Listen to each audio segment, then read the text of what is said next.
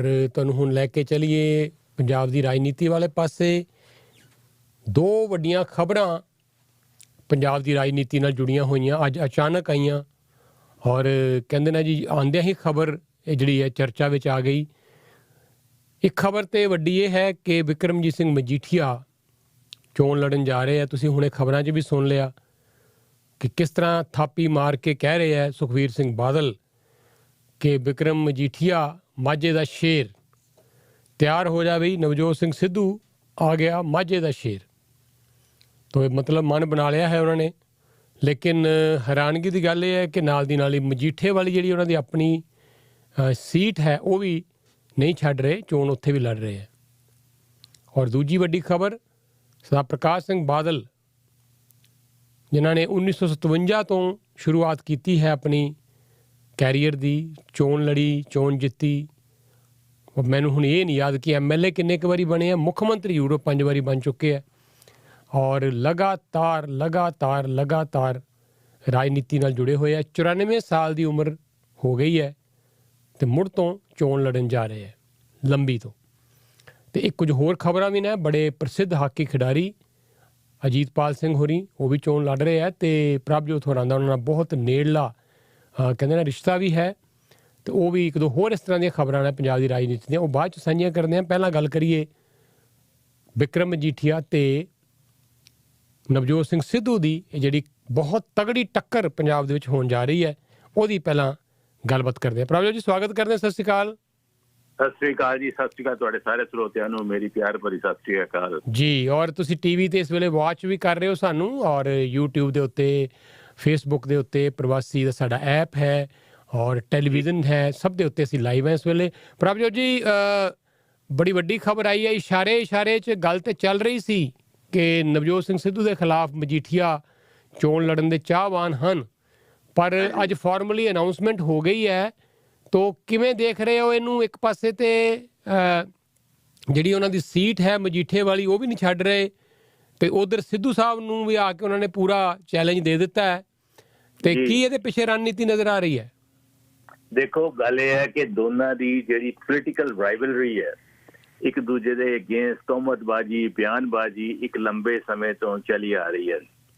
ਜਦੋਂ ਦੇ ਸਿੱਧੂ ਸਾਹਿਬ ਨੇ ਭਾਜਪਾ ਛੱਡ ਕੇ ਕਾਂਗਰਸ ਜੁਆਇਨ ਕੀਤੀ ਹੈ ਔਰ ਉਸ ਤੋਂ ਬਾਅਦ ਜਿਸ ਤਰ੍ਹਾਂ ਦੀ ਆਪਸ ਵਿੱਚ ਇਹਨਾਂ ਦੀ ਸਿਆਸਤ ਦੀ ਜਿਹੜੀ ਰਿਲੇਸ਼ਨਸ਼ਿਪ ਜਿਹਨੂੰ ਕਹਿੰਦੇ ਆ ਉਹ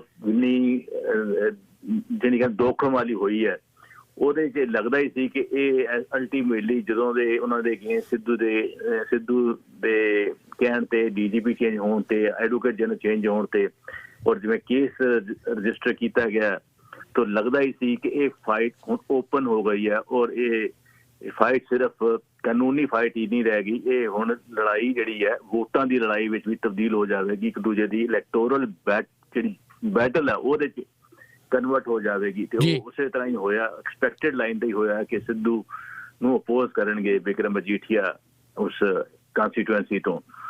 सो फाइट बड़ी टफ होएगी, प्रेस्टीज इन्वॉल्वड है, दोनों दे स्टेक बड़े हैवी ने। Sidhu as president and Bikram because उन्होंने जिदा के इस वे एलीगेशन लग रहे हैं और जिस तरह की उन्होंने पुलिस केसेस की गल चल रही है वो लगता है कि इस बैटल का जी बैटल ऑफ बैलेट है ਇਹਦਾ ਜਿਹੜਾ ਨਤੀਜਾ ਹੋਏਗਾ ਦੋਨਾਂ ਦਾ ਸਿਆਸੀ ਭਵਿੱਖ ਡਿਸਾਈਡ ਕਰੇਗਾ। ਬਹੁਤ ਇੰਪੋਰਟੈਂਟ ਬੈਟਲ ਹੈ ਔਰ ਦੇਖੋ ਕਿਹਦੇ ਹੱਕ ਵਿੱਚ ਇਹ ਜਾਂਦਾ, ਪਲਣਾ ਕਿਹਦੇ ਹੱਕ ਵਿੱਚ ਜਾਂਦਾ। ਪ੍ਰਭਜੋਤ ਜੀ ਮੇਰੇ ਖਿਆਲ ਮਜੀਠੀਆ ਵਾਸਤੇ ਤੇ ਲੂਜ਼ ਕਰਨ ਨੂੰ ਕੋਈ ਬਹੁਤਾ ਹੈ ਨਹੀਂ ਕਿਉਂਕਿ ਉਹਨਾਂ ਕੋਲ ਆਪਣੀ ਜਿਹੜੀ ਮਜੀਠੇ ਵਾਲੀ ਸੀਟ ਹੈ ਆਈ ਡੋਂਟ ਨੋ ਕਿੰਨੀ ਕੁ ਸੁਰੱਖਿਅਤ ਹੈ ਇਸ ਵਾਰੀ, ਪਰ ਕੀ ਉਹ ਆ ਕੇ ਸਿੱਧੂ ਨੂੰ ਡਿਸਟਰਬ ਕਰਨਾ ਚਾਹੁੰਦੇ ਹੈ, ਸਿੱਧੂ ਨੂੰ ਸਿਰਫ ਪਰੇਸ਼ਾਨ ਕਰਨਾ ਚਾਹੁੰਦੇ ਹੈ? ਉੱਥੇ ਖੜੇ ਹੋ ਕੇ ਜੇ ਇੰਨੇ ਸੀਰੀਅਸ ਹੁੰਦੇ ਤੇ ਫਿਰ ਇੱਕੋ ਪਾਸੇ ਲੜਦੇ, ਫਿਰ ਮਜੀਠਾ ਛੱਡ ਦਿੰਦੇ, ਫਿਰ ਇਕੱਲੇ ਆ ਕੇ ਅੰਮ੍ਰਿਤਸਰ ਈਸਟ ਤੋਂ ਹੀ ਲੜਦੇ। ਦੂਜੇ ਪਾਸੇ ਮੈਨੂੰ ਇੱਕ ਗੱਲ ਦਾ ਖਦਸ਼ਾ ਵੀ ਹੈ ਕਿ ਜਿਸ ਤਰ੍ਹਾਂ ਦੀ ਇਹਨਾਂ ਦੀ ਆਪਸ 'ਚ ਬਿਆਨਬਾਜ਼ੀ ਚੱਲਦੀ ਰਹਿੰਦੀ ਹੈ ਔਰ ਜਿਸ ਤਰ੍ਹਾਂ ਦੇ ਦੋਨਾਂ ਦਾ ਗਰਮ ਸੁਭਾਅ ਹੈ, ਕਈ ਵਾਰੀ ਹੱਥੋਂ ਪਾਈ ਹੁੰਦੇ ਬਚੇ ਆਏ ਉਹਦੇ ਵਿੱਚ ਅਸੈਂਬਲੀ ਦੇ ਅੰਦਰ ਵੀ ਦੇਖਿਆ। ਹੁਣ ਵੀ ਪਰਸੋਂ ਚੌਥ ਦੇਖ ਰਹੇ ਸੀ ਕਿਸ ਤਰ੍ਹਾਂ ਸਿੱਧੂ ਸਾਹਿਬ ਉਹਦਾ ਮਜ਼ਾਕ ਉਡਾ ਰਹੇ ਸੀ ਮਜੀਠੀਏ ਦਾ ਕਿ ਮਨ ਪੱਕਾ ਥੁੱਕ ਡਿੱਗਦਾ ਮੂੰਹ ਦੇ ਵਿੱਚੋਂ। ਮੇਰੇ ਕੋਲ ਆਇਆ ਸੀ ਪੈਸੇ ਮੰਗਣ ਟੁੱਟੀ ਜਿਹੀ ਕਾਰ ਤੇ ਆਇਆ ਸੀ, ਪੱਲੇ ਕੁਝ ਸੀਗਾ ਨਹੀਂ। ਇਸ ਲੈਵਲ ਤੱਕ ਦੀ, ਘਰਾਂ ਤੱਕ ਦੀ ਇਹਨਾਂ ਦੀਆਂ ਅੰਦਰਲੀਆਂ ਗੱਲਾਂ ਇੱਕ ਦੂਜੇ ਦੀਆਂ ਪਤਾ ਸੀ। ਤੁਮਤਬਾਜ਼ੀ ਬਹੁਤ ਹੇਠਲੇ ਪੱਧਰ ਤੇ ਇਹਨਾਂ ਦੀ ਚੱਲ ਰਹੀ ਹੈ। ਤੇ ਜਦੋਂ ਇਹੋ ਜਿਹੀ ਲੜਾਈ ਸ਼ੁਰੂ ਹੋ ਜਾਏ ਤੇ ਕਿਤੇ ਨਾ ਕਿਤੇ ਜਿਹੜੇ ਵਰਕਰ ਥੱਲੇ ਕੰਮ ਕਰਨ ਵਾਲੇ ਆ ਉਹਨਾਂ ਦੇ ਦੁਸ਼ਮਣੀਆਂ ਵੱਧ ਜਾਂਦੀਆਂ। ਮਜੀਠੀਆ ਸਾਹਿਬ ਤੇ ਜੇ ਚੋਣ ਜਿੱਤ ਗਏ, ਹਾਰ ਕੇ ਚਲੇ ਜਾਣਗੇ, ਪਰ ਜਿਹੜਾ ਉਸ ਕਾਂਸਟੀਚੁਐਂਸੀ 'ਚ ਲੋਕਾਂ 'ਚ ਫਿਰ ਵੰਡ ਪੈ ਜਾਂਦੀ ਹੈ। ਔਰ ਮੈਨੂੰ ਖਦਸ਼ਾ ਹੈ ਕਿ ਕਿਤੇ ਕੋਈ ਬਹੁਤ ਜ਼ਿਆਦਾ ਕੋਈ ਵਾਇਲੈਂਸ ਵਾਲਾ ਸਿਚੁਏਸ਼ਨ ਨਾ ਹੋ ਜਾਏ, ਕਿਉਂਕਿ ਜੇ ਇੰਨੇ ਸੀਰੀਅਸ ਹੋ ਕੇ ਚੋਣ ਲੜਨਗੇ ਤੇ ਫਿਰ ਪ੍ਰੈਸ ਇਸ਼ੂ ਤਾਂ ਦੋਵਾਂ ਦਾ ਬਣੇਗਾ ਹੀ ਨਾ। ਦੇਖੋ, ਇੱਕ ਗੱਲ ਮੈਂ ਬਿਲਕੁਲ ਕਲੀਅਰ ਹਾਂ, ਜੇ ਤੁਸੀਂ ਪੰਜਾਬ ਦੀ ਹਿਸਟਰੀ ਦੇਖੋ, ਇਹਦਾ ਸਿਰਫ ਪਰਪਸ ਇਹ ਨਹੀਂ ਹੈ ਕਿ ਮਜੀਠੇ ਨੇ ਇਲੈਕਸ਼ਨ ਜਿੱਤਣੀ ਹੈ ਸਿੱਧੂ ਦੇ ਅਗੇਂਸਟ। ਪਰਪਸ ਇਹ ਹੁੰਦਾ ਕਿ ਪਿਨ ਡਾਊਨ ਕਰਨਾ ਹੈ, ਕਿ ਸਿੱਧੂ ਬਾਕੀ ਕੰਪੇਨਿੰਗ ਨਾ ਕਰ ਸਕੇ, ਆਪਣੀ ਕੰਸਟੀਟੂਐਂਸੀ 'ਚ ਹੀ ਉਹਨੂੰ ਰੱਖਿਆ ਜਾਵੇ, ਤਾਂ ਜੋ ਇੱਕ ਇਸ ਤਰ੍ਹਾਂ ਦਾ ਕੈਂਡੀਡੇਟ ਉਤਾਰਿਆ ਜਾਵੇ ਉਹਦੇ ਅਗੇਂਸਟ ਜਿਹੜਾ ਉਹਨੂੰ ਬਿਜ਼ੀ ਰੱਖੇ, ਉਹਨੂੰ ਆਪਣੀ ਕੰਸਟੀਟੂਐਂਸੀ 'ਚ ਆਕੂਪਾਈਡ ਕਰਕੇ ਰੱਖੇ। ਤੁਹਾਨੂੰ ਯਾਦ ਹੋਣਾ ਕਿ ਪਿਛਲੀਆਂ ਇਲੈਕਸ਼ਨਾਂ ਵਿੱਚ ਕੈਪਟਨ ਅਮਰਿੰਦਰ ਸਿੰਘ ਲੰਬੀ ਤੋਂ ਬਾਦਲ ਸਾਹਿਬ ਦੇ ਅਗੇਂਸਟ ਜਾ ਕੇ ਲੜੇ ਸੀ। ਜੀ ਬਿਲਕੁਲ, ਪਤਾ ਵੀ ਸੀ ਕਿ ਉਹਨਾਂ ਨੇ ਉੱਥੋਂ ਨਹੀਂ ਜਿੱਤਣਾ, ਬਾਦਲ ਸਾਹਿਬ ਦਾ ਬੜਾ ਸਟਰੋਂਗ ਹੋਲਡ ਹੈ, ਔਰ ਉਹੀ ਗੱਲ ਵੀ ਉਹੀ ਹੋਈ। ਲੇਕਿਨ ਉਹਨਾਂ ਦੀ ਕੋਸ਼ਿਸ਼ ਇਹ ਸੀ ਕਿ ਬਾਦਲ ਸਾਹਿਬ ਨੂੰ ਉੱਥੇ ਰੋਕਿਆ ਜਾਵੇ, ਤੇ ਕੈਪਟਨ ਸਾਹਿਬ ਇੱਕ ਸਿੰਬੋਲਿਕ ਫਾਈਟ ਦੇ ਕੇ ਉਹਨਾਂ ਨੂੰ, ਉਹਨਾਂ ਦੀ ਕੰਪੇਨਿੰਗ ਤੇ ਇੱਕ, ਜਦੋਂ ਤੁਸੀਂ ਕਿਸੇ ਪਾਰਟੀ ਦਾ ਸਟਾਰ ਕੰਪੇਨਰ ਨੂੰ ਕਨਫਾਈਨ ਕਰ ਲੈਂਦੇ ਹੋ, ਰੋਕਣ ਦੀ ਕੋਸ਼ਿਸ਼ ਕਰਦੇ ਹੋ ਕਿ ਆਪਣੀ ਕੰਸਟੀਟੂਐਂਸੀ 'ਚ ਹੀ ਰਹੇ, ਉਹ ਇੱਕ ਤਰੀਕੇ ਨਾਲ ਸਟ੍ਰੈਟੇਜਿਕਲੀ ਇੱਕ ਵਾਰਫੇਅਰ, ਜਿਹੜੀ ਪੋਲੀਟੀਕਲ ਵਾਰਫੇਅਰ ਹੁੰਦੀ ਹੈ, ਉਹਦਾ ਹਿੱਸਾ ਬਣ ਜਾਂਦੀ ਹੈ। ਸੋ ਸਿਮਿਲਰਲੀ ਮਜੀਠੀਏ ਨੂੰ ਆਪਣੀ ਸੀਟ ਦਾ ਤੇ ਜ਼ਿਆਦਾ ਖਤਰਾ ਨਹੀਂ, ਲੇਕਿਨ ਸਿੱਧੂ ਬਿਕਾਜ਼ ਉਹ ਸਟਾਰ ਕੰਪੇਨਰ ਹੈ, ਪ੍ਰੈਜ਼ੀਡੈਂਟ ਹੈ ਪੰਜਾਬ ਪ੍ਰਦੇਸ਼ ਕਾਂਗਰਸ ਕਮੇਟੀ ਦਾ, ਉਹਨੂੰ ਆਪਣੇ ਇਲਾਕੇ 'ਚ ਕਨਫਾਈਨ ਕਰਨਾ ਜਿੱਤ ਹਾਰ ਦੀ ਜ਼ਿਆਦਾ ਗੱਲ ਨਹੀਂ ਹੈ। ਗੱਲ ਇਹ ਹੈ ਕਿ ਜਿਹੜੀ ਦੂਸ਼ਣਬਾਜ਼ੀ ਚੱਲ ਰਹੀ ਹੈ, ਜਿਹੜੀ ਇੱਕ ਸੀਟ ਤੇ ਇੱਕ ਕਾਂਸਟੀਟੂਐਂਸੀ ਵਿੱਚ ਲਿਮਿਟ ਕਰਨਾ ਆ, ਉਸ ਮੰਤਵ ਨਾਲ ਉਹ ਕੈਂਡੀਡੇਟ ਬਣੇ ਨੇ। ਕਿਉਂਕਿ ਸੀਟ ਜਿਵੇਂ ਲੱਗਦਾ ਹੈ ਕਿ ਬੇਸ਼ੱਕ ਸਿੱਧੂ ਨੂੰ ਹਰਾਉਣਾ ਉਹਨਾਂ ਦੀ ਆਪਣੀ ਕਾਂਸਟੀਟੂਐਂਸੀ ਤੋਂ ਕੋਈ ਆਸਾਨ ਕੰਮ ਨਹੀਂ ਹੈ ਜੀ, ਲੇਕਿਨ ਉਹਨਾਂ ਨੂੰ ਰੋਕਿਆ ਜ਼ਰੂਰ ਜਾ ਸਕਦਾ ਕਿ ਉਹ ਬਾਕੀ ਇਲਾਕੇ ਵਿੱਚ, ਬਾਕੀ ਕਾਂਸਟੀਟੂਐਂਸੀ ਵਿੱਚ ਜਾ ਕੇ ਉਹਨਾਂ ਕੰਪੇਨ ਨਾ ਕਰ ਸਕਣ। ਸਗੋਂ ਆਪਣੀ ਕਾਂਸਟੀਟੂਐਂਸੀ ਤੇ ਇੱਕ, ਜਿੱਦਾਂ ਕਿ ਇੱਕ, ਜਿਵੇਂ ਤੁਸੀਂ ਕਹਿ ਰਹੇ ਹੋ ਕਿ ਹਾਲਾਤ ਲੋਕਾਂ ਦੇ ਵਿੱਚ ਡਿਵਾਈਡ ਕਰਨਾ, ਵੋਟਰਾਂ ਨੂੰ ਡਿਵਾਈਡ ਕਰ ਦੇਣਾ, ਪੋਲਰਾਈਜੇਸ਼ਨ ਕਰ ਦੇਣੀ ਵੋਟਰਾਂ ਦੀ, ਉਹ ਪਰਪਸ ਤਾਂ ਹੋ ਸਕਦਾ, ਔਰ ਉਹਦੇ ਵਿੱਚ ਸ਼ਾਇਦ ਟਫ ਬਣ ਜਾਵੇ ਇਹ ਇਲੈਕਸ਼ਨ, ਔਰ ਇਲੈਕਸ਼ਨ ਕਮਿਸ਼ਨ ਨੂੰ ਸੈਂਸਿਟਿਵ ਵੀ ਡਿਕਲੇਅਰ ਕਰਨਾ ਪਵੇਗਾ, ਸੁਪਰ ਸੈਂਸਿਟਿਵ ਵੀ ਡਿਕਲੇਅਰ ਕਰਨਾ ਪਵੇਗਾ, ਬਿਕੋਜ਼ ਟੈਂਪਰਸ ਬਹੁਤ ਹਾਈ ਨੇ। ਉਹ ਜਿੱਦਾਂ ਦੇ ਟੈਂਪਰ ਇਲੈਕਸ਼ਨ ਤੋਂ ਪਹਿਲਾਂ ਦੇ ਬਣੇ ਹੋਏ ਨੇ, ਇੱਕ ਦੂਜੇ ਤੇ ਦੂਸ਼ਣਬਾਜ਼ੀ ਜਿਹੜੀ ਹੋ ਰਹੀ ਸੀ, ਉਸ ਤੋਂ ਇਹ ਗੱਲ ਆਪਾਂ ਕਹਿਣ ਵਿੱਚ ਬਿਲਕੁਲ ਨਹੀਂ ਰੁਕ ਸਕਦੇ ਕਿ ਇਹ ਫਾਈਟ ਇੱਕ ਬਹੁਤ ਦਿਲਚਸਪ, ਔਰ ਹੋ ਸਕਦਾ ਕਿਤੇ ਨਾ ਕਿਤੇ ਜਿਹੜੀ ਇੱਕ ਆਮ ਸ਼ਾਂਤਮਈ ਢੰਗ ਨਾਲ ਜਿਹੜੀ ਚੋਣ ਹੈ ਉਹ ਇੱਥੇ ਸ਼ਾਇਦ ਦੇਖਣ ਨੂੰ ਨਾ ਮਿਲੇ। ਕੁਝ ਇੰਸੀਡੈਂਟ ਹੋ ਸਕਦੇ ਨੇ, ਆਪਸ ਵਿੱਚ ਦੂਸ਼ਣਬਾਜ਼ੀ ਹੋ ਸਕਦੀ ਹੈ, ਔਰ ਵਰਕਰਾਂ ਦੇ ਆਪਸ ਵਿੱਚ ਵੀ ਕਲੈਸ਼ ਹੋ ਸਕਦੇ ਨੇ। ਸੋ ਇਸ ਤਰ੍ਹਾਂ ਦੇ ਸਾਰੇ ਜਿਹੜੀਆਂ ਆਪਾਂ ਪ੍ਰੈਡਿਕਸ਼ਨ ਕਰ ਸਕਦੇ ਹਾਂ ਕਿ ਇਹ ਫਾਈਟ ਜਿਹੜੀ ਹੈ, ਇਹਦਾ ਪਰਪਸ ਜਿੱਤਣਾ ਜਾਂ ਹਾਰਨਾ ਨਹੀਂ ਹੈ, ਇਹਨੂੰ ਇੱਕ ਤਰੀਕੇ ਨਾਲ ਇੱਕ ਇਲੈਕਸ਼ਨ ਨੂੰ ਇੱਕ ਨਵਾਂ ਪੱਖ ਦੇਣਾ ਹੈ ਕਿ ਜਿਹਦੇ ਨਾਲ ਨਵਜੋਤ ਸਿੰਘ ਸਿੱਧੂ ਨੂੰ, ਉਹਨਾਂ ਨੂੰ ਬਾਕੀ ਥਾਂ ਤੋਂ ਜਾਣ ਤੋਂ ਕਿਸੇ ਨਾ ਕਿਸੇ ਤਰੀਕੇ ਨਾਲ ਉਹਨਾਂ ਨੂੰ ਮਿਨੀਮਾਈਜ਼ ਕੀਤਾ ਜਾਵੇ, ਤਾਂ ਜੋ ਆਪਣੀ ਕੰਸਟੀਟੂਐਂਸੀ ਜ਼ਿਆਦਾ ਫੋਕਸ ਕਰਨ, ਆਪਣੇ ਵਰਕਰਾਂ 'ਤੇ ਫੋਕਸ ਕਰਨ। ਬਿਕਾਜ਼ ਵਰਕਰਾਂ ਦਾ ਮੋਰਲ ਜ਼ਰੂਰ ਥੱਲੇ ਡਿੱਗਦਾ ਜਦੋਂ ਦੂਜੀ ਪਾਰਟੀ ਦੇ ਕੈਂਡੀਡੇਟ ਜਾਂ ਵਰਕਰ ਉਹਨਾਂ ਤੇ ਅਟੈਕ ਕਰਦੇ ਨੇ, ਉਹਨਾਂ ਤੇ ਦੂਸ਼ਣਬਾਜ਼ੀ ਕਰਦੇ ਨੇ, ਬਿਆਨਬਾਜ਼ੀ ਕਰਦੇ ਨੇ, ਤੇ ਅਕਸਰ ਇੱਕ ਦੂਜੇ ਦੇ ਆਮੋ ਸਾਹਮਣੇ ਹੋ ਕੇ ਪੀਸ ਨੂੰ ਵੀ ਡਿਸਰਪਟ ਕਰਨ ਦੀ ਥ੍ਰੈਟ ਕਰਦੇ ਨੇ। ਠੀਕ ਹੈ, ਸੋ ਇਹ ਪਰਪਸ ਹੋ ਸਕਦਾ। ਲੋ ਜੀ, ਬੁੱਲ ਫਾਈਟ ਹੈ, ਸਿੱਧੀ ਆਮਣੇ ਸਾਹਮਣੇ ਕਹਿੰਦੇ ਨੇ ਜੀ, ਸਾਨਾਂ ਦੇ ਭੇੜ ਹੋਣ ਜਾ ਰਹੇ ਹੈ। ਤੇ ਜੇ ਮਜੀਠੀਆ ਸਾਹਿਬ ਚੋਣ ਨਾ ਜਿੱਤ ਸਕੇ, ਸਿੱਧੂ ਸਾਹਿਬ ਚੋਣ ਜਿੱਤ ਗਏ, ਤੇ ਲੰਬੇ ਸਮੇਂ ਤੱਕ ਫਿਰ ਤਾਨਾ ਮੀਣਾ ਚੱਲਦਾ ਰਹੇਗਾ ਦੋਵਾਂ ਦਾ। ਤਾਂ ਸੋਚ ਸਮਝ ਕੇ ਉਹਨਾਂ ਨੇ ਕੋਈ ਨਾ ਕੋਈ ਇਹ ਡਿਸੀਜ਼ਨ ਲਿਆ ਹੋਏਗਾ। ਅੱਜ ਤੁਸੀਂ ਗੱਲ ਕਰ ਰਹੇ ਸੀ ਬਾਦਲ ਸਾਹਿਬ ਦੀ ਲੰਬੀ ਦੀ, ਤਾਂ ਮੈਂ ਉੱਥੇ ਵੀ ਤੁਹਾਨੂੰ ਲਿਜਾਣਾ ਚਾਹੁੰਦਾ ਕਿ ਬਾਦਲ ਸਾਹਿਬ ਨੇ ਫਿਰ ਐਲਾਨ ਕਰ ਦਿੱਤਾ ਹੈ, ਪਿਛਲੀ ਜਿਹੜੀਆਂ 2017 ਦੀਆਂ ਜੇ ਵਿਧਾਨ ਸਭਾ ਚੋਣਾਂ ਦੀ ਗੱਲ ਕਰੀਏ, ਆਈ ਡੋਂਟ ਨੋ ਕਿੰਨੇ ਕੁ ਵਾਰੀ ਉਹ ਆਏ ਅਸੈਂਬਲੀ 'ਚ, ਕਿੰਨਾ ਕੁ ਉਹਨਾਂ ਨੇ ਹਿੱਸਾ ਲਿਆ।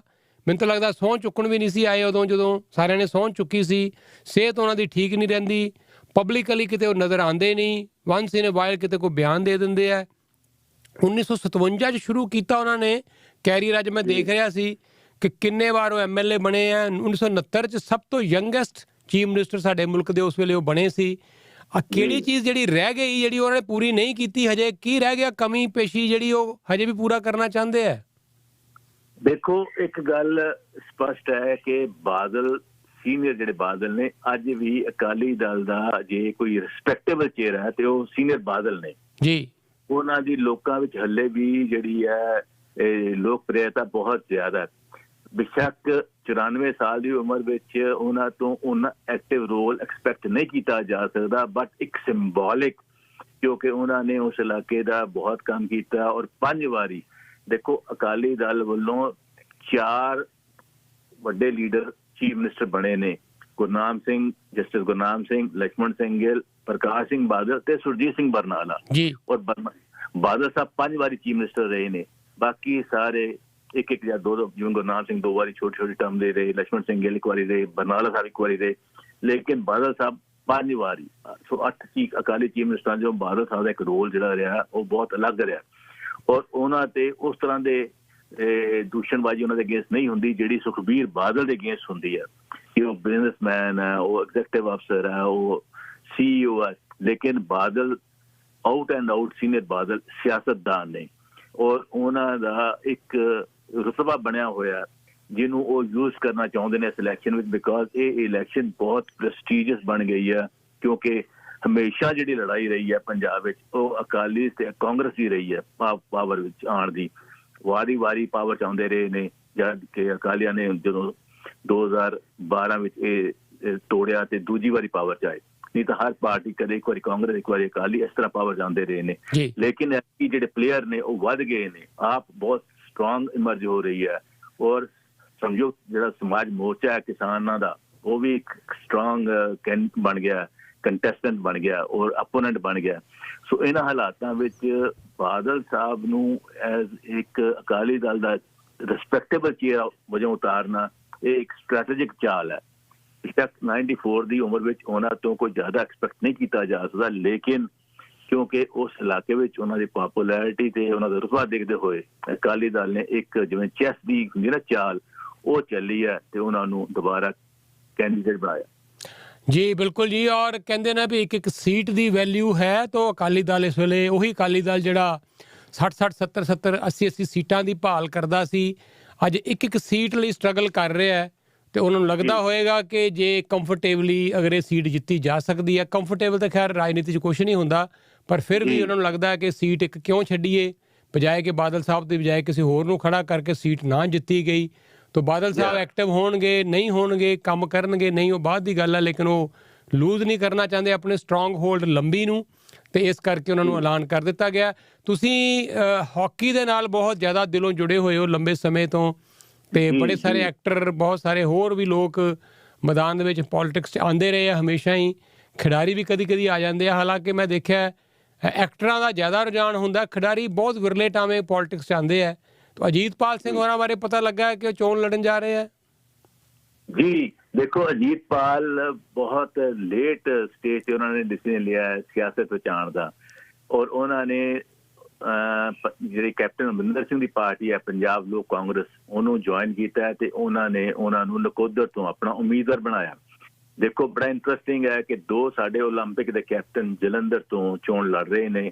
ਪ੍ਰਗਟ ਸਿੰਘ ਜਿਹੜੇ ਸਿਟਿੰਗ MLA ਨੇ ਇਸ ਵੇਲੇ ਕਾਂਗਰਸ ਦੇ, ਪਹਿਲਾਂ ਅਕਾਲੀ ਦਲ ਦੇ ਸੀ, ਅਸੀਂ ਕਾਂਗਰਸ ਦੇ ਨੇ, ਉਹ ਜਲੰਧਰ ਕੈਂਟ ਤੋਂ ਲੜ ਰਹੇ ਨੇ ਤੇ ਉਹਦੇ ਨਾਲ ਦੀ ਐਡਜੋਇਨਿੰਗ ਕੰਸਟੀਟੂਐਂਸੀ ਨਕੋਦਰ ਤੋਂ ਅਜੀਤਪਾਲ ਸਿੰਘ ਲੜ ਰਹੇ ਨੇ। ਬੇਸ਼ੱਕ ਅਜੀਤਪਾਲ ਦੀ ਆਪਣੀ ਕੰਸਟੀਟੂਐਂਸੀ ਜਿਹੜਾ ਸੰਸਾਰਪੁਰ ਹੈ, ਜਿਹਨੂੰ ਆਪਾਂ ਹਾਕੀ ਦੀ ਨਰਸਰੀ ਕਹਿੰਦੇ ਸੀ, ਉਹ ਜਲੰਧਰ ਕੈਂਟ ਵਿੱਚ ਆਉਂਦੀ ਹੈ, ਉਹ ਪ੍ਰਗਟ ਸਿੰਘ ਦੇ ਇਲਾਕੇ 'ਚ ਆਉਂਦੀ ਹੈ ਜੀ। ਤੋ ਅਜੀਤਪਾਲ ਪ੍ਰਗਟ ਦੇ ਅਗੇਂਸਟ ਨਹੀਂ ਖੜੇ ਹੋਏ, ਉਹ ਨਾਲ ਦੀ ਕੰਸਟੀਟੂਐਂਸੀ ਨਕੋਦਰ ਤੋਂ ਲੜਨਗੇ ਜਿੱਥੇ ਉਹਨਾਂ ਨੂੰ ਲੱਗਦਾ ਹੈ ਕਿ ਉਹਨਾਂ ਦੇ ਜਿਹੜੇ ਪੇਰੈਂਟਸ ਸੀਗੇ ਜਾਂ ਐਂਸੈਸਟਰ ਸੀਗੇ ਉਹ ਇਸ ਇਲਾਕੇ ਨੂੰ ਬਿਲੋਂਗ ਕਰਦੇ ਨੇ, ਇਸ ਦੁਆਬੇ ਦੇ ਇਲਾਕੇ ਨੂੰ, ਕੰਟੋਨਮੈਂਟ ਏਰੀਆ ਨੂੰ ਬਿਲੋਂਗ ਕਰਦੇ ਨੇ ਔਰ ਲਾਗਲੇ ਨਕੋਦਰ ਵਿੱਚ ਉਹਨਾਂ ਦਾ ਕਾਫੀ ਇਨਫਲੂਐਂਸ ਹੈ, ਉੱਥੋਂ ਉਹ ਇਲੈਕਸ਼ਨ ਲੜ ਰਹੇ ਨੇ ਔਰ ਪਹਿਲੀ ਵਾਰ ਆ ਕਿ ਅਜੀਤਪਾਲ ਸਿਆਸਤ ਵਿੱਚ ਆ ਰਹੇ ਨੇ ਔਰ 3 ਓਲੰਪੀਅਨ ਇਸ ਦੁਆਬੇ ਵਿੱਚੋਂ ਇਲੈਕਸ਼ਨ ਲੜ ਰਹੇ ਨੇ ਇਸ ਵਾਰ, ਜਿਹਨਾਂ ਵਿੱਚ ਪ੍ਰਗਟ, ਅਜੀਤਪਾਲ ਤੇ ਤੀਜੇ ਨੇ ਸੱਜਣ ਸਿੰਘ ਚੀਮਾ ਜਿਹੜੇ ਸੁਲਤਾਨਪੁਰ ਲੋਧੀ ਤੋਂ ਆਪ ਦੇ ਕੈਂਡੀਡੇਟ ਨੇ। ਪਿਛਲੀ ਵਾਰ ਆਪ ਵੱਲੋਂ ਲੜੇ ਸੀ, ਉਸ ਤੋਂ ਬਾਅਦ ਉੱਥੋਂ ਹਾਰ ਗਏ, ਫਿਰ ਉਹਨਾਂ ਨੇ ਅਕਾਲੀ ਦਲ ਜੁਆਇਨ ਕਰ ਲਿਆ, ਪਰ ਹੁਣ ਇਲੈਕਸ਼ਨਾਂ ਤੋਂ ਪਹਿਲਾਂ ਫਿਰ ਉਹ ਵਾਪਸ ਆਪ 'ਚ ਆ ਗਏ ਨੇ ਤੇ ਆਪ ਵੱਲੋਂ ਹੀ ਸੁਲਤਾਨਪੁਰ ਤੋਂ ਹੀ ਦੁਬਾਰਾ ਕੈਂਡੀਡੇਟ ਬਣੇ ਨੇ। ਸੋ ਖਿਡਾਰੀ ਲੋਕ ਇਲੈਕਸ਼ਨਾਂ ਵਿੱਚ ਬਹੁਤ ਐਕਟਿਵ ਰਹਿੰਦੇ ਨੇ ਰਹੇ ਨੇ। ਔਰ ਆਪਾਂ ਕਿਉਂ ਭੁੱਲ ਜਾਂਦੇ ਕਿ ਕੈਨੇਡਾ 'ਚ ਆਪਣੇ ਹੀ ਰਵੀ ਕਾਲੋਂ ਵੀ ਤਾਂ ਓਲੰਪੀਅਨ ਨੇ, MLA ਬ੍ਰਿਟਿਸ਼ ਕੋਲੰਬੀਆ ਦੇ। ਸੋ ਹਾਕੀ ਔਰ ਖੇਡਾਂ ਤੇ ਸਿਆਸਤ ਹੁਣ ਲੱਗਦਾ ਹੈ ਕਿ ਇਹਨਾਂ ਵਿੱਚ ਵੀ ਇੱਕ ਸਮੇਂ ਦੇ ਨਾਲ ਲੰਬਾ ਸੰਬੰਧ ਬਣਦਾ ਜਾ ਰਿਹਾ। ਹਾਂ ਜੀ, ਕੈਪਟਨ ਸਾਹਿਬ ਕੋਲ ਤੇ ਚੋਣ ਨਿਸ਼ਾਨ ਵੀ ਹਾਕੀ ਤੇ ਬਾਲ ਹੈ ਜੀ, ਤੇ ਕਿਤੇ ਇਹ ਨਾ ਹੋਏ ਕਿ ਬਿਲਕੁਲ ਬਹੁਤ ਸੂਟ ਕਰੇਗਾ ਉਹਨਾਂ ਨੂੰ, ਇਲੈਕਸ਼ਨ ਵਿੱਚ ਬਹੁਤ ਸੂਟ ਕਰੇਗਾ। ਅਜੀਤਪਾਲ ਹਾਕੀ ਬਾਲ ਨਾਲ ਖੇਲਦਾ ਦਿਖਾ ਕੇ ਇਹ ਇੱਕ ਬੜਾ ਸਟ੍ਰੈਟੇਜਿਕ ਜਿਹੜਾ ਹੁੰਦਾ ਹੈ ਕਿ ਉਹਨਾਂ ਨੂੰ ਇੱਕ ਸਿੰਬਲ ਵੀ ਮਿਲਿਆ ਔਰ ਇੱਕ ਚਿਹਰਾ ਵੀ ਉਹ ਮਿਲਿਆ ਜਿਹੜਾ ਉਹ ਸਿੰਬਲ ਨੂੰ ਜਸਟੀਫਾਈ ਕਰੇਗਾ। ਸੋ ਉਹ ਇੱਕ ਉਹਨਾਂ ਲਈ ਬੜਾ ਵੱਡਾ ਕੰਪੇਨ ਦਾ ਇੱਕ ਵੈਪਨ ਬਣ ਜਾਵੇਗਾ। ਠੀਕ ਹੈ ਜੀ, ਪ੍ਰਭਜੋਤ ਜੀ ਬਹੁਤ ਬਹੁਤ ਸ਼ੁਕਰੀਆ। ਵੈਸੇ ਜਿਹੜੇ ਪੁਰਾਣੇ ਲੋਕ ਨੇ ਜਿਹੜੇ ਹਾਕੀ ਨਾਲ ਬਹੁਤ ਪਹਿਲਾਂ ਜੁੜੇ ਸੀ, ਜਦੋਂ ਹਾਕੀ ਬੜੀ ਪਪੂਲੈਰਿਟੀ ਦੀ ਚਰਮ ਸੀਮਾ 'ਤੇ ਹੁੰਦੀ ਸੀ, ਉਹ ਤਾਂ ਲੋਕ ਭਲੀ ਭਾਂਤ ਜਾਣਦੇ ਨੇ ਅਜੀਤਪਾਲ ਸਿੰਘ ਹੋਰਾਂ ਦਾ ਨਾਂ। ਲੇਕਿਨ ਜਿਹੜੀ ਅਗਲੀਆਂ ਜਨਰੇਸ਼ਨਸ ਨੇ, ਆਈ ਡੋਂਟ ਨੋ ਉਹਨਾਂ ਨੇ ਕਿੰਨੇ ਯਾਦ ਰੱਖਿਆ ਹੋਇਆ ਅਜੀਤਪਾਲ ਸਿੰਘ ਹੋਰਾਂ ਨੂੰ, ਉਹਨਾਂ ਦੇ ਯੋਗਦਾਨ ਨੂੰ, ਉਹਨਾਂ ਨੂੰ ਕਿੰਨਾ ਕੁ ਬੈਨੀਫਿਟ ਉਸ ਚੀਜ਼ ਦਾ ਮਿਲੇਗਾ। ਕਿਉਂਕਿ ਐਂਡ ਆਫ ਦਾ ਡੇ ਉਹਨਾਂ ਦੀ ਜਿਹੜੀ ਪ੍ਰਾਪਤੀ ਤੇ ਹਾਕੀ ਹੀ ਹੈ, ਵਰਲਡ ਕੱਪ ਜਿੱਤਣਾ ਉਹੀ ਉਹਨਾਂ ਦੀ ਪ੍ਰਾਪਤੀ ਹੈ, ਨਾ ਕਿ ਪੋਲੀਟਿਕਸ ਜਿਹਦੇ 'ਚ ਬਹੁਤੇ ਕਦੀ ਐਕਟਿਵ ਰਹੇ ਨਹੀਂ। ਮੈਂ ਹੁਣੇ ਦੇਖਿਆ ਸੀ ਪਿਛਲੇ ਦਿਨਾਂ 'ਚ ਇੱਕ ਫਿਲਮ ਆਈ ਸੀ ਜੀ 83 ਪ੍ਰਭਜੋਤ ਜੀ, ਬੜੀ ਕਮਾਲ ਦੀ ਫਿਲਮ ਹੈ ਔਰ ਮੈਂ ਬਹੁਤ ਘੱਟ ਇੰਪਰੈਸਡ ਹੁੰਨਾ ਆਪਣੀ ਹਿੰਦੀ ਫਿਲਮਾਂ ਤੋਂ, ਬਾਲੀਵੁੱਡ ਤੋਂ ਫਿਲਮਾਂ ਤੋਂ। ਉਹਨਾਂ ਦਾ ਮਿਆਰ ਕਿਤੇ ਨੇੜੇ ਤੇੜੇ ਨਹੀਂ ਹੁੰਦਾ ਹਾਲੀਵੁੱਡ ਦੇ, ਪਰ ਇਹ ਪਹਿਲੀ ਫਿਲਮ ਮੈਨੂੰ ਲੱਗੀ ਲੰਬੇ ਸਮੇਂ ਤੋਂ ਬਾਅਦ, ਬਹੁਤ ਹੀ ਉੱਚਾ ਮਿਆਰ ਸੀ ਫਿਲਮ ਦਾ। ਔਰ ਕਬੀਰ ਖਾਨ ਨੇ ਕਿਆ ਫਿਲਮ ਬਣਾਈ ਹੈ, ਬਹੁਤ ਖੂਬਸੂਰਤ ਫਿਲਮ ਸੀ, ਸਬਜੈਕਟ ਬੜਾ ਵਧੀਆ ਸੀ, ਬਹੁਤ ਹੀ ਵਿੱਚ ਫਿਲਮ 'ਚ ਮਤਲਬ ਹਰ ਚੀਜ਼ ਸੀ। ਇੱਕ ਫਿਲਮ ਦੇ ਵਿੱਚ ਮਤਲਬ ਸਭ ਕੁਛ ਜੋ ਚਾਹੀਦਾ ਉਹ ਸਾਰਾ ਕੁਛ ਸੀ। ਪਰ ਅਨਫੋਰਚੂਨੇਟਲੀ ਜਿੰਨਾ ਇਹ 'ਤੇ ਮਿਹਨਤ ਕੀਤੀ ਗਈ ਇਸ ਫਿਲਮ ਨੂੰ ਬਣਾਉਣ 'ਤੇ, ਉਹ ਫਿਲਮ ਉਨੀ ਚੱਲੀ ਨਹੀਂ। ਸ਼ਾਇਦ ਕਾਰਨ ਇਹ ਹੈ ਕਿ ਲੋਕ ਕਨੈਕਟ ਨਹੀਂ ਹੋ ਪਾਏ। ਜਿਹੜੀਆਂ ਸਾਡੀਆਂ ਜਨਰੇਸ਼ਨ ਜਦੋਂ ਅਸੀਂ ਛੋਟੇ ਸੀ ਉਦੋਂ ਇਹ ਵਰਲਡ ਕੱਪ ਹੋਇਆ ਸੀ 83 ਦਾ, ਅਤੇ ਸਾਨੂੰ ਯਾਦ ਆ ਸਾਰਾ ਕੁਛ। ਲੇਕਿਨ ਜਿਹੜੀ ਅੱਜ ਦੀ ਜਨਰੇਸ਼ਨ ਹੈ ਉਹਨਾਂ ਨੂੰ ਸ਼ਾਇਦ ਉਨਾ ਜ਼ਿਆਦਾ ਉਹਦੇ ਨਾਲ ਲਗਾਵ ਨਹੀਂ ਸੀ ਉਸ ਸਮੇਂ ਦੇ ਨਾਲ। ਉਸ 83 ਜੋ ਵਰਲਡ ਕੱਪ ਜਿੱਤਿਆ, ਕਿਤੇ ਕਮੀ ਰਹਿ ਗਈ। ਮਤਲਬ ਜਿੰਨੀ ਇਹ ਫਿਲਮ ਚੱਲਣੀ ਚਾਹੀਦੀ ਸੀ ਉਨੀ ਨਹੀਂ ਚੱਲੀ। ਤਾਂ ਕਈ ਵਾਰੀ ਮੈਨੂੰ ਐਂ ਲੱਗਦਾ ਕਿ ਅਜੀਤਪਾਲ ਸਿੰਘ ਹੋਰਾਂ ਨੇ ਲੇਟ ਆ ਕੇ ਫੈਸਲਾ ਲਿਆ ਰਾਜਨੀਤੀ 'ਚ ਆਉਣ ਦਾ। ਪਾਰਟੀ ਵੀ ਚੁਣੀ ਅਤੇ ਕੈਪਟਨ ਸਾਹਿਬ ਵਾਲੀ ਚੁਣੀ ਹੈ, ਜਿਹੜੇ ਆਪ ਹੀ ਹਜੇ ਕੋਈ ਜਿਹਦਾ ਕੋਈ ਸਿਰ ਪੈਰ ਨਹੀਂ, ਕੋਈ ਮੋਬਿਲਾਈਜੇਸ਼ਨ ਨਹੀਂ ਹੋਈ ਆਰਗੇਨਾਈਜੇਸ਼ਨ ਦੇ ਐਂਗਲ ਤੋਂ। ਤਾਂ ਆਈ ਡੋਂਟ ਨੋ ਉਹਨਾਂ ਲਈ ਕਿੰਨਾ ਕੁ ਚੈਲੰਜਿੰਗ ਹੋਏਗਾ। ਦੇਖੋ, ਇਹ ਤਾਂ ਗੱਲ ਤੁਹਾਡੀ ਬਿਲਕੁਲ ਠੀਕ ਹੈ ਕਿ ਜਿਹੜੀ ਪਾਰਟੀ ਚੁਣੀ ਪਾਲ ਨੇ, ਜਿਹੜੀ ਸਟੇਜ 73 ਸਾਲ ਦੀ ਉਮਰ ਹੈ, ਉਸ ਸਟੇਜ 'ਤੇ ਪੋਲਿਟਿਕਸ ਦਾ ਦਾਖਲਾ ਲੈਣ ਬਹੁਤ ਸਾਰੇ ਲੋਕ ਇਹਨੂੰ ਇਸ ਡਿਸੀਜਨ ਨੂੰ ਕੰਟਰੋਵਰਸ਼ਲ ਕਰਨਾ, ਕੋਈ ਚੰਗੀ ਪਾਰਟੀ ਜੁਆਇਨ ਕਰਦੇ, ਜਿਹੜੀ ਪਾਰਟੀ ਆਪ ਹੀ ਹਲੇ ਡਿਸਆਰਗਨਾਈਜ਼ਡ ਹੈ, ਜਿਹਦੇ ਵਿੱਚ ਹਲੇ ਵੀ ਕਿਓਸ ਨੇ, ਕਨਫਿਊਜ਼ਨ ਹੈ, ਉਹਨੂੰ ਜੁਆਇਨ ਔਰ ਇਹ ਜੁਆਇਨ ਜਦ ਕਿ 25-26 ਸਾਲ ਤੋਂ ਪੰਜਾਬ ਵਿੱਚ ਨਹੀਂ ਰਹਿ ਰਹੇ, ਉਹ ਦਿੱਲੀ 'ਚ ਰਹਿ ਰਹੇ ਜੀ। ਹੁਣ ਦਿੱਲੀ ਵਿੱਚ ਹੈ ਤੇ ਫਿਰ ਪੰਜਾਬ ਵਿੱਚ ਆ ਕੇ ਚੋਣ ਲੜਨਾ ਔਰ ਇਸ ਸਟੇਜ 'ਤੇ ਆ ਕੇ ਲੜਨਾ, ਜਿਹੜਾ ਕਿ ਇਹ ਵੀ ਤੁਹਾਡੀ ਗੱਲ ਠੀਕ ਹੈ ਕਿ ਬਹੁਤ ਸਾਰੇ ਲੋਕਾਂ ਦਾ ਪਤਾ ਹੀ ਨਹੀਂ ਕਿ 75 ਵਰਲਡ ਕੱਪ ਵਿੱਚ ਅਜੀਤਪਾਲ ਕਦੇ ਕਪਤਾਨ ਹੁੰਦੇ ਸੀ, ਭਾਰਤ ਦੇ ਕਪਤਾਨ ਸੀ ਜਿਹਨੇ ਵਰਲਡ ਕੱਪ ਜਿੱਤਿਆ। ਸਾਡੀ ਮੈਮਰੀ ਬੜੀ ਸ਼ਾਰਟ ਹੈ ਤੇ ਨਵੀਂ ਜਨਰੇਸ਼ਨ ਦੀ ਤਾਂ ਮੈਮਰੀ ਹੋਰ ਵੀ ਘੱਟ ਹੈ, ਬਿਕੋਜ਼ ਉਹਨਾਂ ਨੂੰ ਹਿਸਟਰੀ ਨਾਲ ਜ਼ਿਆਦਾ ਦਿਲਚਸਪੀ ਨਹੀਂ। ਸੋ ਅਜੀਤਪਾਲ ਦੇ ਅਗੇਂਸਟ ਜਿਹੜੇ ਫੈਕਟਰਸ ਨੇ ਉਹ ਬਹੁਤ ਸਾਰੇ ਅਗੇਂਸਟ ਹੀ ਜਾਣ ਵਾਲੇ ਨੇ, ਜਦ ਕਿ ਜੇ ਉਹਦੇ ਮੁਕਾਬਲੇ ਪ੍ਰਗਟ ਨੂੰ ਗਿਣਿਆ ਜਾਵੇ, ਬਿਕੋਜ਼ ਪ੍ਰਗਟ ਸਿਆਸਤ ਵਿੱਚ ਲਗਾਤਾਰ ਐਕਟਿਵ ਹੈ, ਪਿਛਲੇ 10 ਸਾਲ ਤੋਂ ਐਕਟਿਵ ਸਿਆਸਤ ਵਿੱਚ ਹੈ। ਸੋ ਅਜੀਤਪਾਲ ਨੂੰ ਉਹ ਐਡਵਾਂਟੇਜ ਨਹੀਂ ਜਿਹੜੇ ਪ੍ਰਗਟ ਨੂੰ ਐਡਵਾਂਟੇਜ ਨੇ। ਪਰ ਅਜੀਤਪਾਲ ਨੇ ਕਿਉਂਕਿ ਇੱਕ ਕਹਿੰਦੇ ਨੇ ਗੈਂਬਲ ਜੂਆ ਖੇਡਿਆ ਕਿ ਇਸ ਉਮਰ ਵਿੱਚ ਜਾਂਦਿਆਂ ਦੇਖੋ ਜੇ ਸਿਆਸਤ ਵਿੱਚ ਵੀ ਦਾ ਲੱਗਦਾ ਤਾਂ ਲਗਾ ਲਿਆ ਜਾਵੇ। ਸੋ ਟਫ ਡਿਸੀਜਨ ਸੀ। ਹਾਂ, ਜਿਹੜੀ ਤੁਸੀਂ ਫਿਲਮ ਦੀ ਗੱਲ ਕੀਤੀ ਹੈ, ਜਿਵੇਂ ਤੁਸੀਂ ਪਹਿਲਾਂ ਹੀ ਕਿਹਾ ਕਿ ਸਾਡੀ ਲੋਕਾਂ ਦੀ ਮੈਮਰੀ ਬੜੀ ਸ਼ਾਰਟ ਹੈ। ਅਸੀਂ ਇੰਸਟੈਂਟ ਜਿਹੜੀ ਫੇਮ ਹੁੰਦੀ ਆ, ਇੰਸਟੈਂਟ ਜਿਹੜੀ ਵਿਕਟਰੀ ਹੁੰਦੀ ਆ, ਉਹਨੂੰ ਮੰਨਦੇ ਹਾਂ। ਪੁਰਾਣੀਆਂ ਗੱਲਾਂ ਅਸੀਂ ਹਿਸਟੋਰੀਕਲੀ ਪਿੱਛੇ ਪਾ ਦਿੰਦੇ ਹਾਂ, ਭੁੱਲ ਜਾਂਦੇ ਹਾਂ ਕਿ ਉਹ ਸਾਡੇ ਕਦੇ ਹੀਰੋ ਰਹੇ ਸੀ। ਤੇ ਉਹ ਹੁਣ ਗੱਲਾਂ ਬਿਕੋਜ਼ ਦੁਨੀਆ ਸਪੋਰਟਸ ਖੇਡਾਂ ਦੀ ਦੁਨੀਆ ਵਿੱਚ ਇੰਨਾ ਕੁਝ ਨਿੱਤ ਵਾਪਰਦਾ ਹੈ, ਨਵੇਂ ਚੈਂਪੀਅਨ ਇਮਰਜ ਕਰਦੇ ਨੇ, ਨਵੇਂ ਰਿਕਾਰਡ ਹੋਲਡਰ ਇਮਰਜ ਕਰਦੇ ਨੇ, ਨਵੇਂ ਹੁਣ ਤੁਸੀਂ ਨੀਰਜ ਚੋਪੜਾ ਨੂੰ ਯਾਦ ਰੱਖੋਗੇ ਕਿ ਅਜੀਤਪਾਲ ਨੂੰ ਯਾਦ ਰੱਖੋਗੇ। ਬਿਲਕੁਲ ਜੀ, ਬਿਲਕੁਲ। ਨਵੇਂ ਹੀਰੋ ਬਣ ਜਾਂਦੇ ਨੇ, ਨਵੇਂ ਆਈਕਨ ਇਮਰਜ ਕਰਦੇ ਨੇ ਸੀਨ ਤੇ ਉਹ ਲੋਕਾਂ ਵਿੱਚ ਪਪੂਲਰ ਹੋ ਜਾਂਦੇ ਨੇ। ਤੇ ਪੁਰਾਣੇ ਹੀਰੋ ਨੇ, ਇਹ ਤਾਂ ਬੇਸ਼ੱਕ ਉਹ ਹੀਰੋ ਨੇ, ਉਹਨਾਂ ਨੇ ਦੇਸ਼ ਲਈ ਜਾਂ ਖੇਡਾਂ ਦੀ ਦੁਨੀਆ ਲਈ ਬਹੁਤ ਕੰਟਰੀਬਿਊਸ਼ਨ ਉਹਨਾਂ ਦੀ ਰਹੀ ਹੈ, ਬਟ ਉਹ ਸਮੇਂ ਦੇ ਨਾਲ ਹੀ ਉਹਨੂੰ ਮਾਨਤਾ ਮਿਲਦੀ ਹੈ। ਸਮਾਂ ਬੀਤ ਜਾਣ ਨਾਲ ਉਹ ਮਾਨਤਾ ਉਸ ਤਰ੍ਹਾਂ ਦੀ ਨਹੀਂ ਰਹਿੰਦੀ ਜਿਹੜੀ ਕਿ ਉਹਨਾਂ ਦੇ ਐਕਟਿਵ ਪਲੇਇੰਗ ਡੇਜ਼ ਵੇਲੇ ਹੁੰਦੀ ਸੀ। ਠੀਕ ਹੈ। ਸੋ ਇਹ ਗੱਲ ਤਾਂ ਸ਼ੋਰ ਹੈ, ਡੈਫੀਨੇਟ ਹੈ ਜੋ ਤੁਸੀਂ ਕਿਹਾ ਹੈ ਕਿ ਉਹ ਪਪੂਲੈਰਿਟੀ ਉਨੀ ਵਿਊਅਰਸ਼ਿਪ ਉਸ ਫਿਲਮ ਨੂੰ ਨਹੀਂ ਮਿਲੀ 83 ਵਰਲਡ ਕੱਪ ਵਾਲੀ ਟੀਮ ਨੂੰ ਤੇ ਫਿਲਮ ਨੂੰ, ਜਿਹੜੀ ਕਿ ਮਿਲਣੀ ਚਾਹੀਦੀ ਸੀ। ਜੀ ਥੈਂਕ ਯੂ ਸਰ। ਔਰ ਕਈ ਵਾਰੀ ਫੈਸਲੇ ਲੈਣ ਲੱਗਿਆਂ ਨਾ ਸਿਰਫ ਦੇਰ ਹੋ ਜਾਂਦੀ ਹੈ, ਜਨਰਲ ਜੇ ਸਿੰਘ ਜਨਰਲ ਰਿਟਾਇਰ ਹੋਏ ਹੋਣ, ਐਡਾ ਵੱਡਾ ਰੁਤਬਾ ਹੋਇਆ ਹੋਵੇ ਔਰ ਆ ਕੇ ਪੰਗਾ ਲੈ ਲਿਆ ਕੈਪਟਨ ਸਾਹਿਬ ਨਾਲ ਉਹਨਾਂ ਦੇ ਗੜ੍ਹ ਦੇ ਵਿੱਚ, ਔਰ ਫਿਰ ਜੋ ਜਿਸ ਤਰ੍ਹਾਂ ਦਾ ਜੋ ਉਹਨਾਂ ਨਾਲ ਹੋਇਆ ਉਹ ਸਭ ਨੂੰ ਪਤਾ ਹੈ। ਬੜੀ ਕੁੜੱਤਣ ਫਿਰ ਉਹਨਾਂ ਦੇ ਵਿੱਚ ਆ ਗਈ। ਮੈਂ ਜਰਨਲ, ਲੇਕਿਨ ਜਰਨਲ ਆਰਮੀ 'ਚ ਸਨ, ਨਾ ਕਿ ਰਾਜਨੀਤੀ 'ਚ ਸਨ। ਰਾਜਨੀਤੀ ਦੇ ਜਰਨਲ ਤੇ ਕੈਪਟਨ ਸਾਹਿਬ ਹੀ ਸਨ ਉਸ ਵੇਲੇ, ਜਿਹੜੇ ਹੁਣ ਉਹ ਵੀ ਨਹੀਂ ਰਹੇ ਵੈਸੇ ਤੇ। ਪਰ ਬੜੇ ਐਕਟਰ ਦੇਖੇ ਅਸੀਂ, ਬੜੀਆਂ ਵੱਡੀਆਂ ਹਸਤੀਆਂ ਦੇਖੀਆਂ। ਈਵਨ ਕਿਰਨ ਬੇਦੀ ਬਾਰੇ ਵੀ ਮੈਂ ਬੜੇ ਵਾਰੀ ਸੋਚਦਾ ਹੁੰਦਾ ਕਿ ਕਿਰਨ ਬੇਦੀ ਕੋਲ ਵੀ ਬੜੀ ਸਲਾਹੀਅਤ ਸੀ। ਮੈਂ ਤੇ ਬਹੁਤ ਨੇੜੇ ਪਰਿਵਾਰਕ ਰਿਸ਼ਤਾ ਸਾਡਾ। ਉਹਨਾਂ ਨੇ ਵੀ ਬੜਾ ਫੈਸਲਾ ਲੇਟ ਲਿਆ ਔਰ ਗਲਤ ਲਿਆ, ਔਰ ਐਸਾ ਫੈਸਲਾ ਲੈ ਬੈਠੇ ਆ ਕਿ ਹੁਣ ਉਹ ਚੂਕ ਗਏ। ਜਿਹੜੀ ਐਡੀ ਵੱਡੀ ਰਿਸਪੈਕਟ ਉਹਨਾਂ ਨੇ ਬਣਾਈ ਸੀ, ਬਹੁਤ ਰਿਸਪੈਕਟ ਸੀ ਉਹਨਾਂ ਦੀ ਇੰਟਰਨੈਸ਼ਨਲ ਲੈਵਲ 'ਤੇ, ਲੇਕਿਨ ਉਹ ਵੀ ਕਈ ਵਾਰੀ ਲੋਕ ਵੱਡੇ ਹੁੰਦੇ ਆ, ਹਸਤੀਆਂ ਵੱਡੀਆਂ ਹੁੰਦੀਆਂ, ਲੇਕਿਨ ਸਮੇਂ ਸਿਰ ਸਹੀ ਫੈਸਲਾ ਨਾ ਲੈਣ ਕਰਕੇ ਉਹ ਜੀਵਨ ਦੇ ਵਿੱਚ ਫਿਰ ਉਹ ਬਾਅਦ 'ਚ ਪਛਤਾਉਂਦੇ ਹੀ ਨੇ। ਤਾਂ ਵਾਈਂਡ ਅਪ ਕਰਦੇ ਹਾਂ। ਕੁਝ ਲਾਸਟ ਤੁਸੀਂ ਕਹਿਣਾ ਚਾਹੋ ਪ੍ਰਭਜੋਤ ਜੀ? ਦੇਖੋ, ਗੱਲ ਤੁਹਾਡੀ ਬਿਲਕੁਲ ਠੀਕ ਹੈ। ਤੁਸੀਂ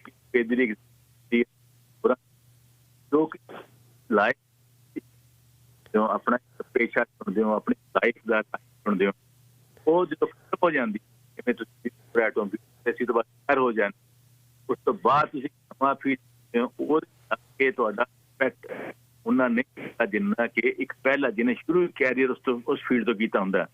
ਪਰੰਤੂ ਭਾਰਤ ਦੀ ਸਿਆਸਤ 'ਚ ਬਹੁਤ ਸਾਰੇ ਐਗਜ਼ਾਮਪਲਸ ਨੇ ਕਿ ਸਾਡੇ ਬਹੁਤ ਸਾਰੇ ਅਧਿਕਾਰ ਜਿਹੜੇ ਫੋਰਨ ਸਰਵਿਸ ਨੂੰ ਬਿਲੋਂਗ ਕਰਦੇ ਸੀ, ਉਹ ਕਿੰਨਾ ਉਹਨਾਂ ਨੇ ਰਾਈਜ਼ ਕੀਤਾ। ਹੁਣ ਦੇਖੋ ਤੁਸੀਂ, ਸਾਡੇ ਜੈ ਸ਼ੰਕਰ ਨੇ ਮਿਨਿਸਟਰ ਐਕਸਟਰਨਲ ਅਫੇਅਰਸ ਦੇ ਨੇ, ਬਹੁਤ ਸਾਰੇ ਇਸ ਤਰ੍ਹਾਂ ਦੇ ਨਟਵਰ ਸਿੰਘ ਰਹੇ ਨੇ, ਫੋਰਨ ਸਰਵਿਸ ਤੋਂ ਰਹੇ ਨੇ। ਮੀਰਾ ਕੁਮਾਰ ਸਪੀਕਰ ਬਣੀ ਲੋਕ ਸਭਾ ਦੀ, ਫੋਰਨ ਸਰਵਿਸ ਹੀ ਰਹੀ ਹੈ। ਸਾਡੇ ਵਾਈਸ ਪ੍ਰੈਜ਼ੀਡੈਂਟ ਉਹ ਰਹੇ ਨੇ ਫੋਰਨ ਸਰਵਿਸ ਤੋਂ। ਸੋ ਬਹੁਤ ਸਾਰੇ ਲੋਕ, ਜਸਵੰਤ ਸਿਨਹਾ ਰਹੇ ਨੇ ਇੰਡੀਅਨ ਐਡਮਿਨਿਸਟ੍ਰੇਟਿਵ ਸਰਵਿਸ ਤੋਂ। ਬਹੁਤ ਸਾਰੇ ਲੋਕ ਇਸ ਤਰ੍ਹਾਂ ਸਿਆਸਤ ਵਿੱਚ ਆਏ ਔਰ ਉਹਨਾਂ ਨੇ ਸਕਸੈਸਫੁਲ ਬਣਾਇਆ। ਲੇਕਿਨ ਕਿਰਨ ਬੇਦੀ ਦਾ ਇੱਕ ਜਿਹੜਾ ਐਕਸਪੀਰੀਅੰਸ ਸੀ ਉਹ ਥੋੜ੍ਹਾ ਜਿਹਾ ਡਿਫਰੈਂਟ ਸੀ। ਉਹ ਉਸ ਤਰ੍ਹਾਂ ਦਾ ਸਕਸੈਸ ਉਹਨਾਂ ਨੂੰ ਸਿਆਸਤ 'ਚ ਆਉਣ 'ਤੇ ਨਹੀਂ ਮਿਲਿਆ ਜਿਹੜਾ ਕਿ ਕੁਛ ਹੋਰ ਬਿਊਰੋਕਰੈਟਸ ਨੂੰ ਮਿਲਿਆ। ਬਿਲਕੁਲ। ਸੋ ਮਿਕਸਚਰ ਲੱਕ ਹੁੰਦਾ ਹੈ।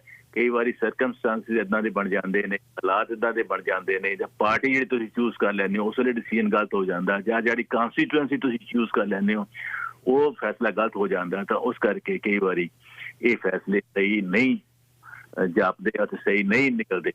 ਠੀਕ ਹੈ ਜੀ, ਮਿਕਸਡ ਲੱਕ ਹੁੰਦਾ ਜੀ। Thank you sir. ਔਰ ਨਵਜੋਤ ਸਿੰਘ ਸਿੱਧੂ ਇਹਦੀ ਐਗਜ਼ਾਮਪਲ ਨੇ, ਪ੍ਰਗਟ ਸਿੰਘ ਵੀ ਇਹਦੀ ਐਗਜ਼ਾਮਪਲ ਨੇ, ਹੋਰ ਵੀ ਬੜੀਆਂ ਐਗਜ਼ਾਮਪਲਸ ਨੇ ਜਿਹੜੇ ਲੋਕ ਰਾਜਨੀਤਿਕ ਨਹੀਂ ਸਨ ਪਰ ਰਾਜਨੀਤੀ 'ਚ ਐਸਾ ਆਏ ਔਰ ਫਿਰ ਆ ਕੇ ਛਾ ਗਏ। ਤਾਂ ਯੂ ਨੈਵਰ ਨੋ ਕਿਸ ਨੂੰ ਸੂਟ ਕਰੇ, ਕਿਸ ਨੂੰ ਸੂਟ ਨਾ ਕਰੇ। ਪ੍ਰਭਜੋਤ ਜੀ ਬਹੁਤ ਅੱਛਾ ਲੱਗਦਾ ਗੱਲ ਕਰਕੇ ਹਮੇਸ਼ਾ ਹੀ, ਔਰ ਤੁਹਾਡੇ ਨਾਲ ਫਿਰ ਜਲਦੀ ਜੁੜਦੇ ਹਾਂ ਜੀ। Thank you sir. ਮਿਹਰਬਾਨੀ ਜੀ, ਬਹੁਤ ਬਹੁਤ ਮਿਹਰਬਾਨੀ। Thank you so much. ਇਹ ਸਨ ਪ੍ਰਭਜੋਤ ਸਿੰਘ ਹੋਰੀ, ਜਿਹੜੇ ਕਿ ਬਿਊਰੋ ਚੀਫ ਰਿਟਾਇਰ ਹੋਏ, ਟ੍ਰਿਬਿਊਨ ਅਖਬਾਰ ਤੋਂ ਬੜੇ ਵੱਡੇ ਚੈਨਲਾਂ ਨਾਲ ਜੁੜੇ ਰਹੇ, ਖੇਡਾਂ ਨਾਲ ਬਹੁਤ ਜੁੜੇ ਹੋਏ ਨੇ। ਅੱਜ ਦੇ ਨਹੀਂ, ਬਹੁਤ ਲੰਬੇ ਸਮੇਂ ਤੋਂ ਹਾਕੀ ਨੂੰ ਕਵਰ ਕਰਦੇ ਆਏ ਆ, ਓਲੰਪਿਕਸ ਨੂੰ ਕਵਰ ਕਰਦੇ ਆਏ ਆ, ਅਤੇ ਸਾਡੇ ਨਾਲ ਜੁੜਦੇ ਹੁੰਦੇ ਆ ਪੰਜਾਬ ਦੀ ਰਾਜਨੀਤੀ ਦੀਆਂ ਖਬਰਾਂ ਦੇ ਨਾਲ। ਤੁਸੀਂ ਜੁੜੇ ਹੋਏ ਹੋ ਰੇਡੀਓ ਪ੍ਰੋਗਰਾਮ ਪ੍ਰਵਾਸੀ ਨਾਲ,